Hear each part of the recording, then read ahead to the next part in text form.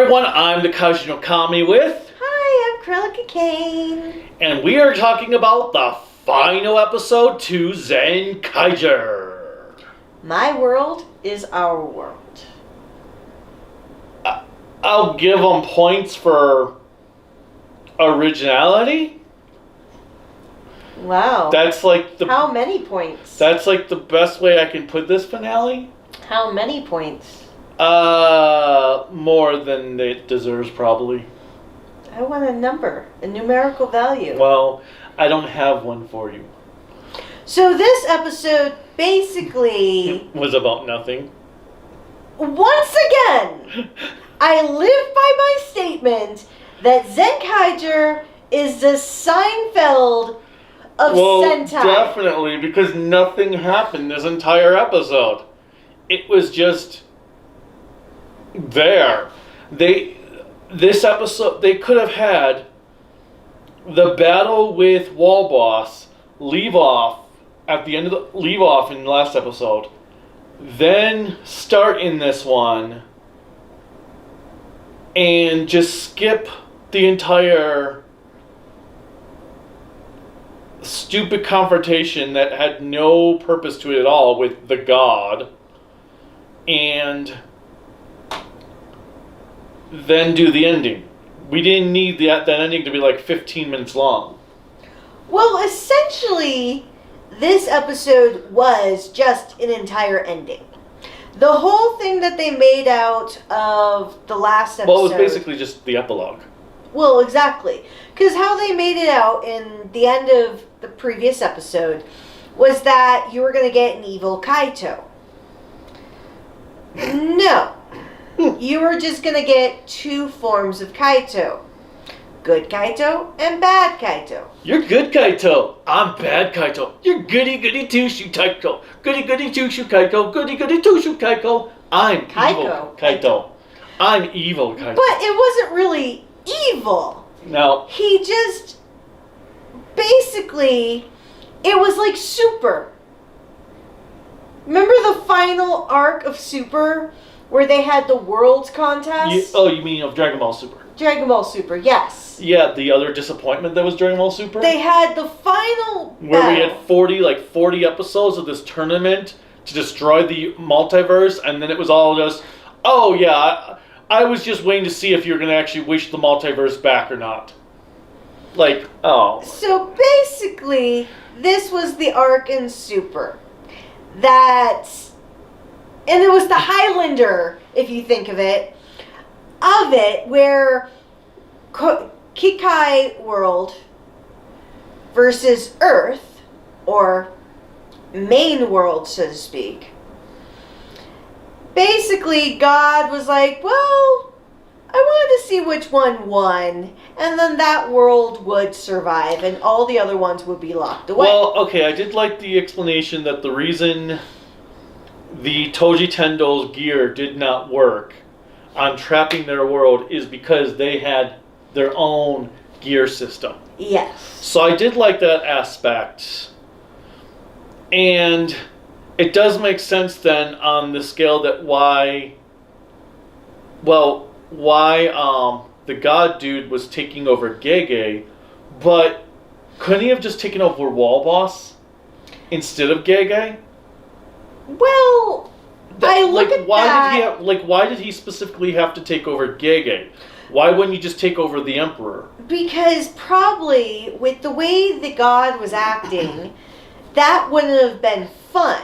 At least by taking over his vizier, so to speak, he could at least still be manipulated, but still have his own free will to see how this process would go forward. And I'm assuming if they did take over Wall Boss, the results could have been very different with Bar Shatara Ijirud taking over because Wall Boss was absolutely pointless. And we could have had an entirely different show. So I think that was the purpose of why that happened. And so it comes down to rock, paper, scissors on who wins. Because they fight, and I actually like the fight. I liked the fight between Kaito and... God. The God.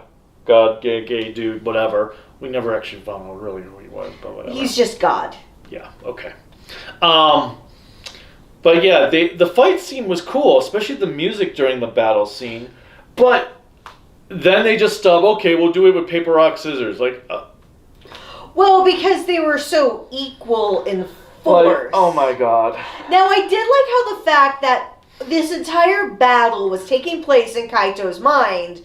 So when you go into, Earth, you see Kaito acting as both himself and God, standing up talking as Kaito, sitting down to talk as God, standing up, and his parents and grandmother... They must be like, oh, is he turning Catholic?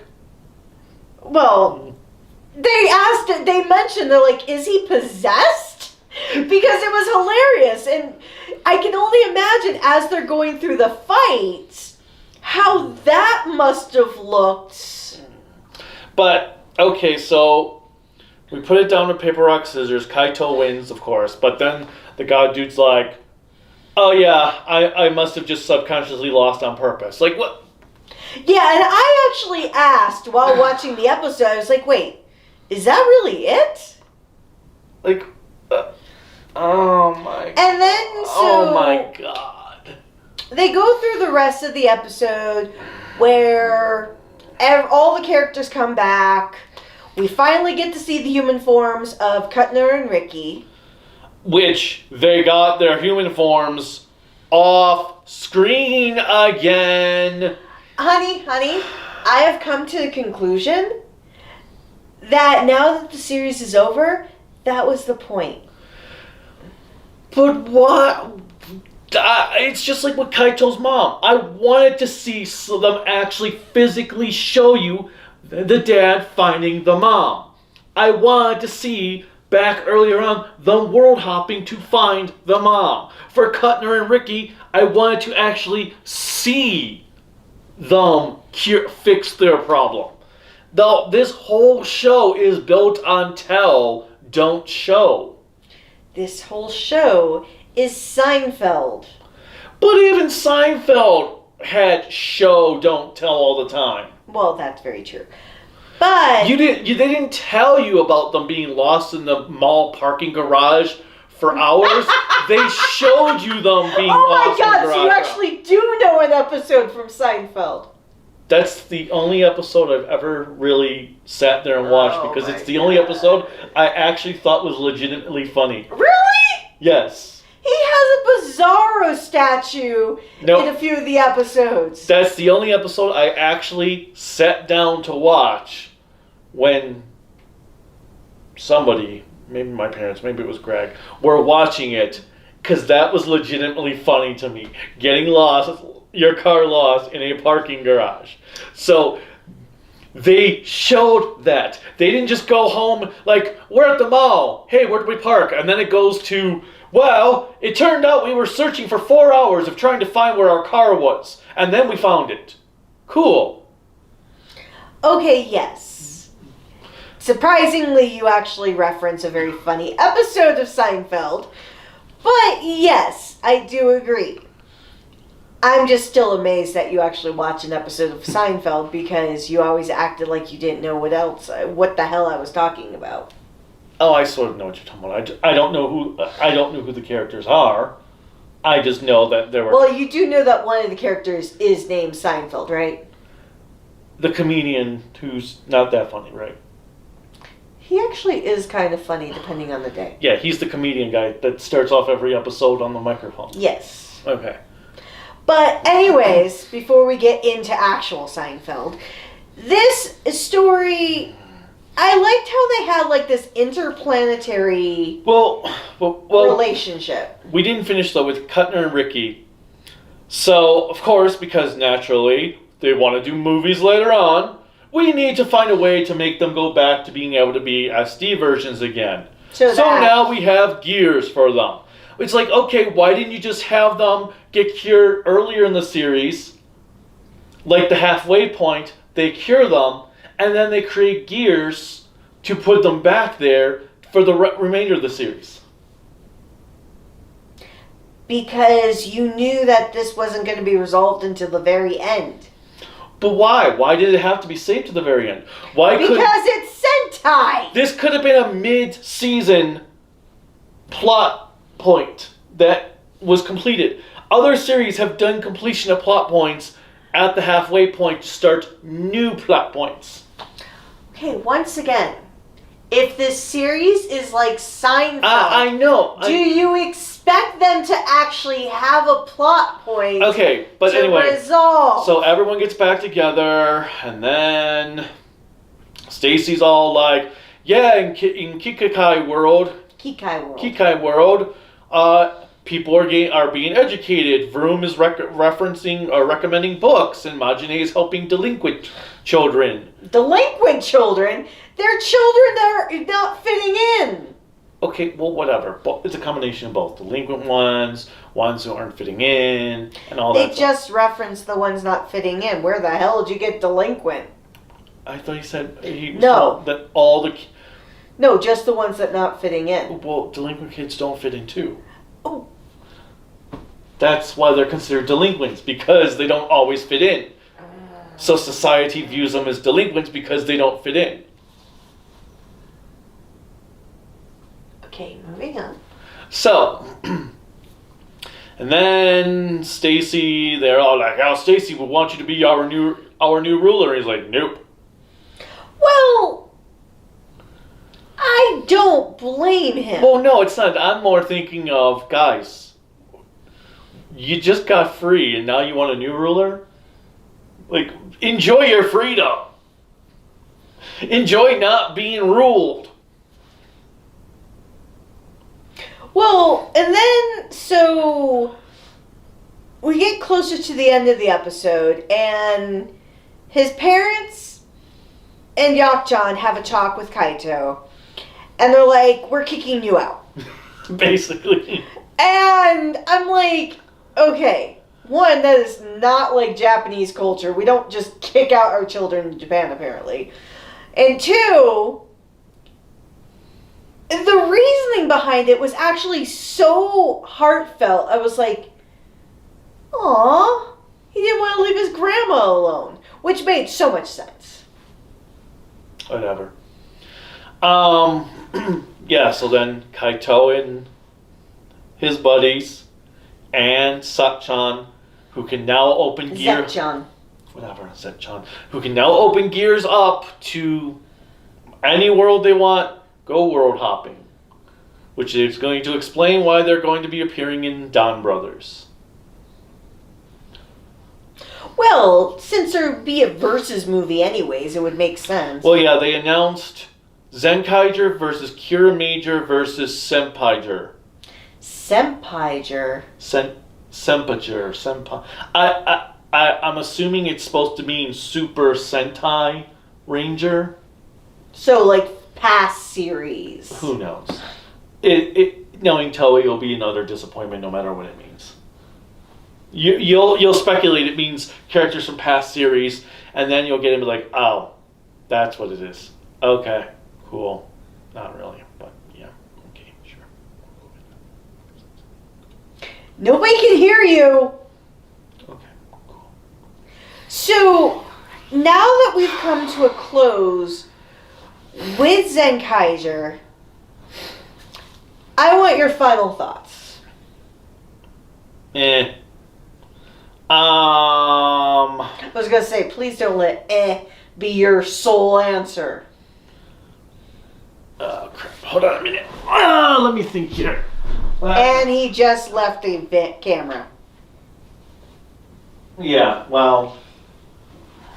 Wow, this is a great video. When the actual person who feels he's most important walks away.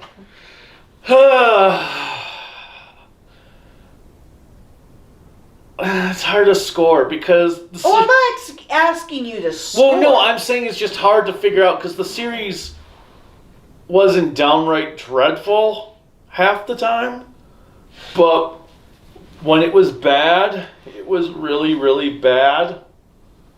But there were some bright spots that were really good. Overall, though, it was like Georgia. It was just an average series. Nothing really happened. For them making an anniversary series, it didn't really feel like they really did much with the anniversary aspect. No, that's fair. I still want to say that they should have had at least a couple Sentai worlds be the villains of the week.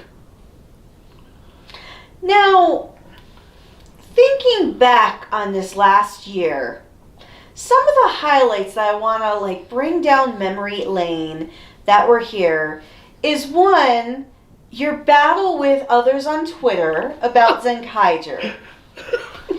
How do you feel about that battle now after months of being past it? I was right. When I said I was getting not very good feelings from this show, and I was right. So, I was right. They were wrong. And that means next time maybe they should listen to me. But anyway, there are a few things I will say I will miss on the show. Okay. The acting and the voice for the Zenkaigers. Why the voice specifically? Just because I like the way she did the Ranger names. And she was a wrestler or? No, she's a sports announcer. Sports announcer, okay, yes. Because you'll hear her in Yakuza 0. I will? Yes. When you get to the underground fights with Majima, you're going to hear her voice doing the roll call for the opponents. Okay. But those would be the two things I'm going to miss the most about the show. The acting and the voice. Now, I will agree with you there. The highlight for this particular series is all of the human actors. They carried the show. They carried the show, and they carried the show well. That's the one thing why I don't think I could say it was total crap, even though it wasn't a great show, is because the actors had to carry garbage material. Well, not just that. I also feel because of this particular series being one human character of the main team, of the main 5, one human character and 4 suit actors with supplemental voice acting, that particular actor for Kaito had to work very hard, because I don't know, if he's just speaking. Well, I was going to say especially because usually the other 4 probably had their dialogue dubbed later on. Yeah. In ADR. So him, the actors for Yak-chan, they had to interact with non-talking. Possibly non-talking, or if they did talk somehow, it was probably not to the same degree. Well, no, because you wouldn't be able to hear the suit actor, and then you just hear Well, what I mean is, even if they did say, this is the line that you'd be hearing type of thing, they had to act like they were having a regular conversation. Yes, which is impressive. Then when you bring in Zox and Flint, I'm going to reference them first because they were sooner, even they had to interact with each other, and then have 2 brothers that were just either floating in air or toy form. Oh god, there was also that at the end when they transformed them back to SD versions. Really, that CGI was just jarring. Oh my god, they are clearly not even there. And so that's got to be hard as well. When you're supposed to be interacting with beings that are not there. Look at the time when Flint would look up, but she's clearly not looking at where they are actually positioned, or sometimes not even the same depth perception of where they would be, because they'd be looking like they're right next to her, and she'd be like, huh? Oh yeah. Huh? Oh yeah. It's like they're not. She's not looking in the right spots. But I don't think that's her fault. No, I'm not saying it's her fault. I'm saying. And then finally, when you get Stacy, the last of the main human actors, and Well, technically, he was before. well, okay. No matter what, he's one of the last human actors in the series To join them.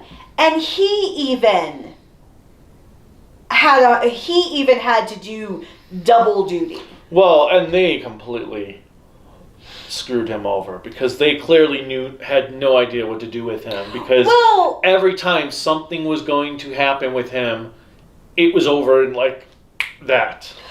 But as you said early on, they liked him so much. Yeah, early on, fine, but I'm talking about later episodes. They should, by episode 20, they should have figured out what to do with him. They should have really done something because he didn't really do anything evil to earn a redemption arc, so he never really got a redemption arc because he never. Well, I think the hard part is Sentai fans are so used to the next Sentai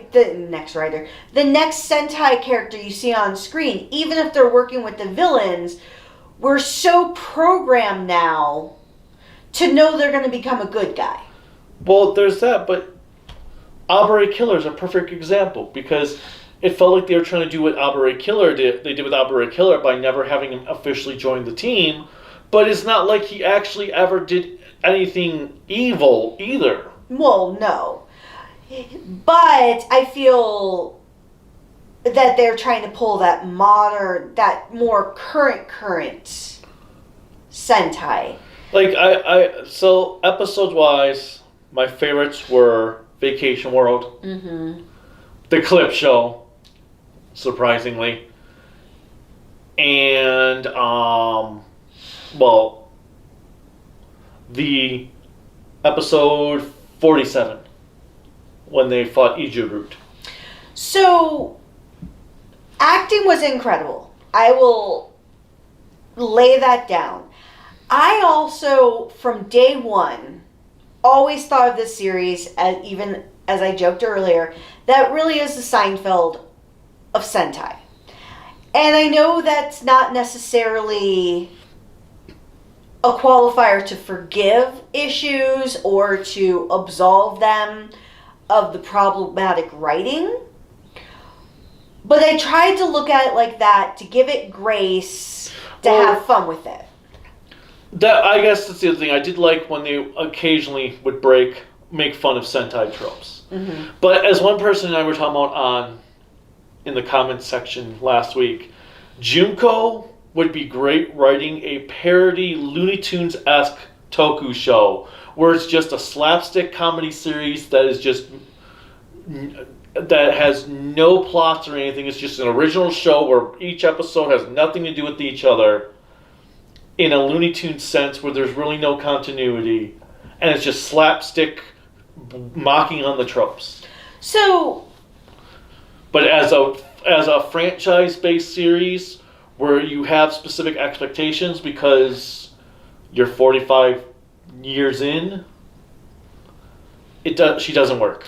So, I know she's written other series because we've watched those series, and I'm now recognizing, well, this is the first series I truly recognized, mainly because you reminded me, like, almost every goddamn week, this is a Junko show.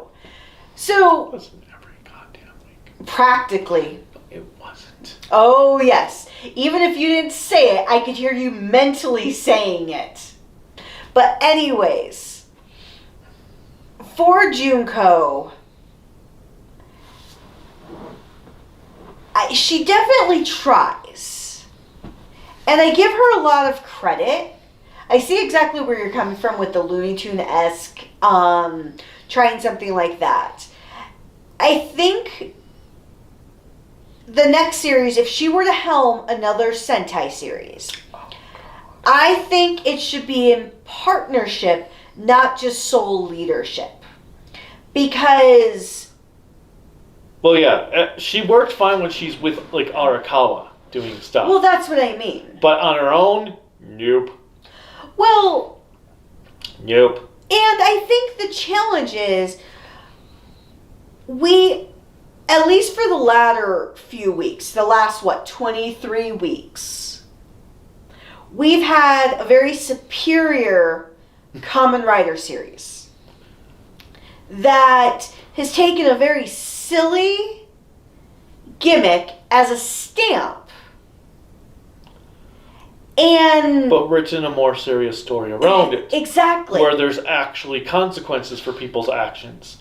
And civilians can die, or they can be endangered, they can be injured. Now, I know Kamen Rider has always been the big brother to Sentai. Really like that teenage older brother that's a little bit more mature than their younger sibling. But I feel like it could have benefited a little bit more. Now, a lot of my favorite episodes, really, the Vacation World is definitely a standout. I also really enjoyed, like, the New Year's episodes. I enjoyed some of the I enjoyed the recycling episodes because I thought that was fascinating. I still like the Trash World episode. Well, the Trash World, I meant. Trash World. Because that was fascinating to see all the slapstick, all the arguments, to see Vroom going insane. Oh, that was another thing. Watching Vroom floating, his upper body just floating to fight Kaito God. Mm-hmm. But I also like anytime Majine went crazy in the series. Because thinking about... Like the episode with the ghosts, where they thought the school was haunted.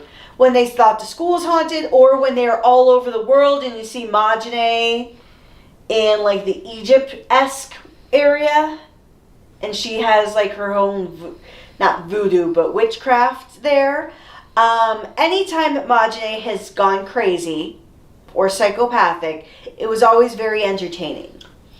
And when the Kikanoids would shoot the guns by accident, like, oops!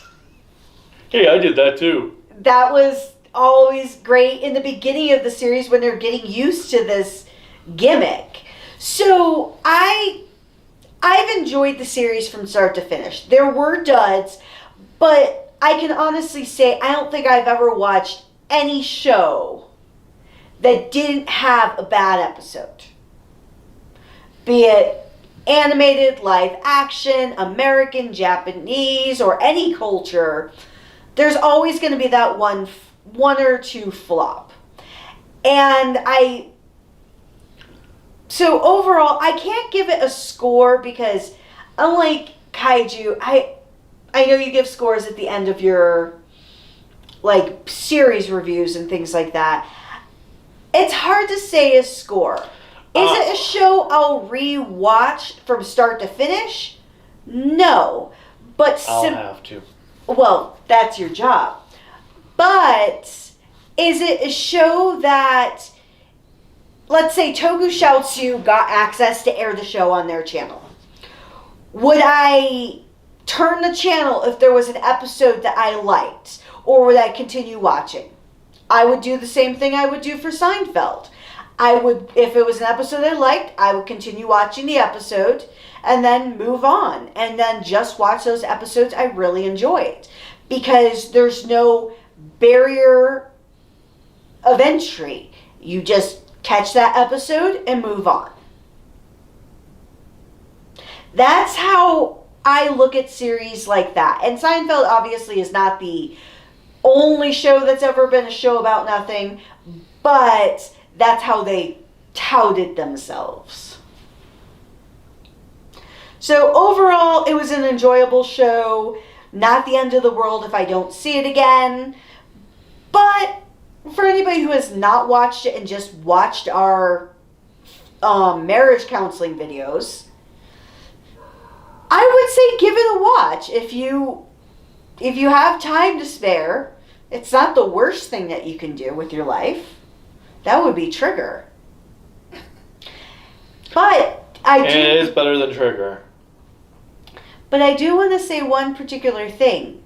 Our marriage counseling videos are not over because we are going to be watching Dawn Brothers. We're going to watch at least the first episode. We're not committing to the whole series right now. I don't know if I want to do another Sentai series in fall as it's airing if it doesn't live up. Especially if it doesn't live up to Inoue's.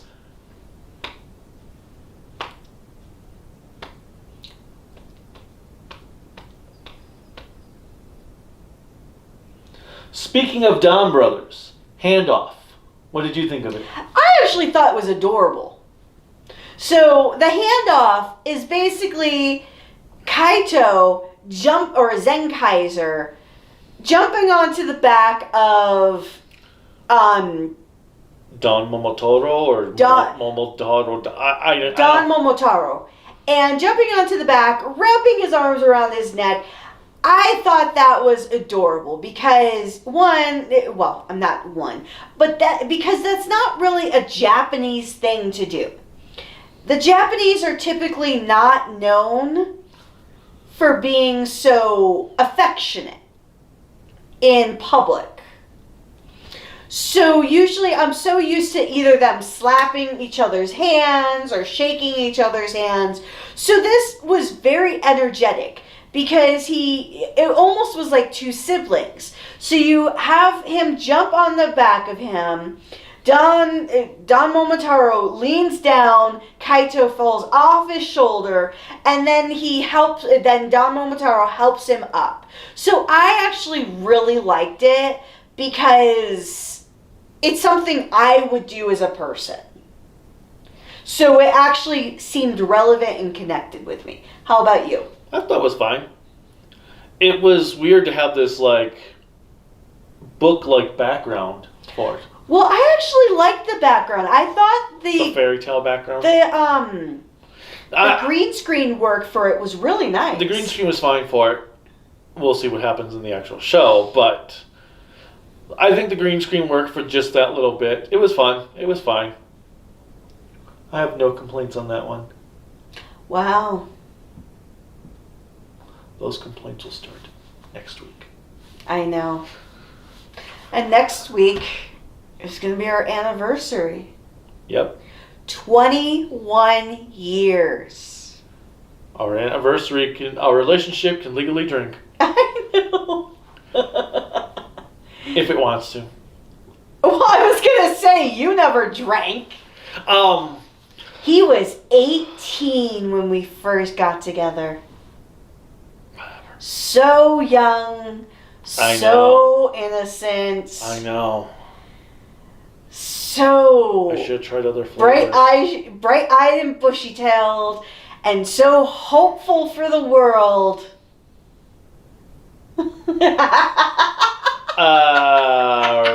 Right. You had hope once upon a time, and then through the years of our relationship, I watched your hope die very slowly. Well, actually, that sounds like really depressing towards me. Like, did I kill your hope? Yeah, probably. Hey. That's what I was gonna say. Is like, yes, it died because I dealt with you. But, let's see. Anything else I need to say? I need to say about the show beyond the mech battles were lackluster and the CGI ones need to go and too much CGI in this show, which is just going to get worse. I've ignored the mech battles just because I just don't care about them. That's the other thing. The toy gimmicks. I never once felt like I need this gimmick or okay. Have you ever felt like you needed a gimmick? The Blade cards? Okay, outside of Blade. The O's belt? Okay, any other gimmicks? Well, for a time. For me, I need gimmicks, but I didn't need this gimmick. Well, the Vice stamp gimmick for Revise has grown on me to the point where I want all of them. But